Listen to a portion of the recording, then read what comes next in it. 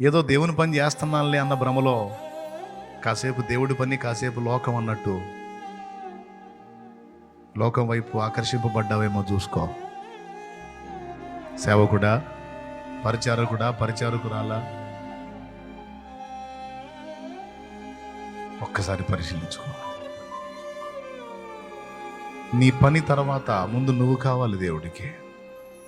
ఏ పరిచారకుడైనా, ఏ పరిచర్యలో ఉన్నవాడైనా, దేవుని పని చేస్తున్నాలే, నేను సన్నిధిలో కూర్చోపోయినా పర్వాలా, బలలో చేయకపోయినా పర్వాలా, వాక్యం వినకపోయినా పర్వాలా, వినేశాను కదా అంతా తెలిసిపోయింది, కానీ తప్పుడు ఆధ్యాత్మిక భ్రమలో ఉంటున్నారు పరిచారకులు. కొంతమంది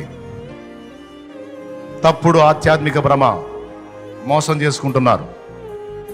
దేవుని పనే చేస్తున్నాం, దైవ సేవలోనే ఉన్నామని మోసం చేసుకుంటున్నారు.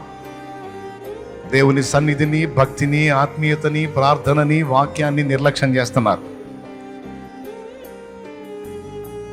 సేవకులు కూడా నేను సేవ చేస్తున్నాను, ఆడ సంఘం కట్టా, ఏడ సంఘం కట్టానని ఈ ఆలోచనలో పడి దేవునితో గడపటం, దేవుని సన్నిధిని వెతకటం,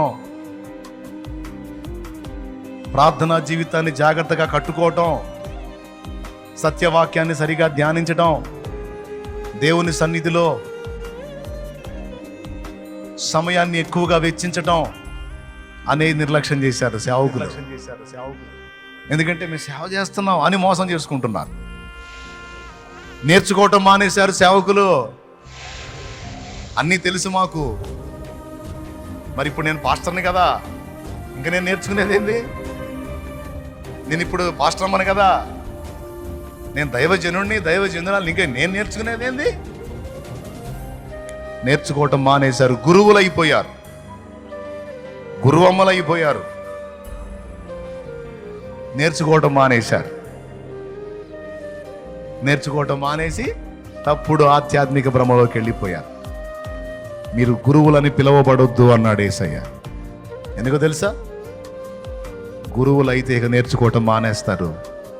నేర్చుకోవటం మానేస్తే దిక్కుమాలిన వారు, దౌర్భాగ్యులు, దిగంబరులు, దరిద్రులు, గుడ్డోళ్ళు అయిపోతారు.